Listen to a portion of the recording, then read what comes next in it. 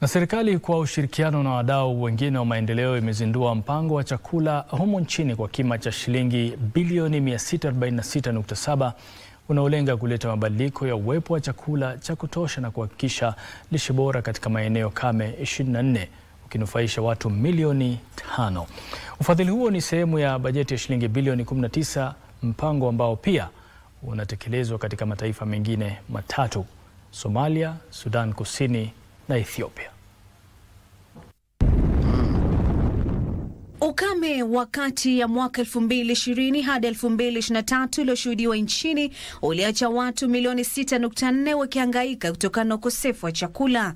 Ingawa mvua ya hivi majuzi imeleta afueni kwa muda, bado Wakenya milioni 1.5 nakabiliwa na baa la njaa, huku watoto 946,000 walio chini ya miaka 5 wakishikwa na hali ya utapiamlo. Having 18% of our children who are stunted. And meaning that even when these children grow to adulthood, their productivity will be diminished. Yes, as a country, we are losing about 7% of our GDP due to child undernutrition.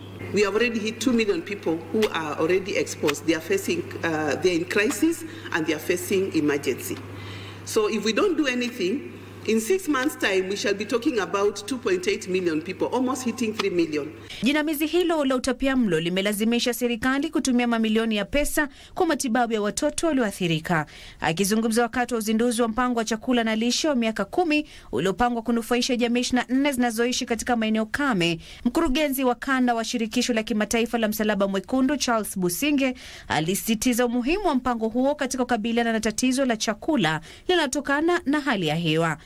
This is a 10-year program designed to support the Horn of Africa government's Zero Hunger Development Goal by addressing the root causes of food insecurity and nutrition.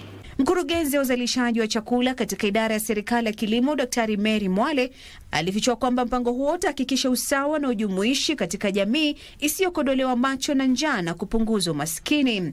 Governments of the 4 countries, in particular ministries of agriculture, but also other related ministries like Ministry of Health, including also Ministry of Finance, because the idea is also to look at contributions from all different stakeholders. Mpango huo utagharimu dola bilioni 19 za Marekani na unatekelezwa katika mataifa mengine kama vile Somali, Ethiopia na Sudan Kusini, ukiwa unalenga watu milioni 34.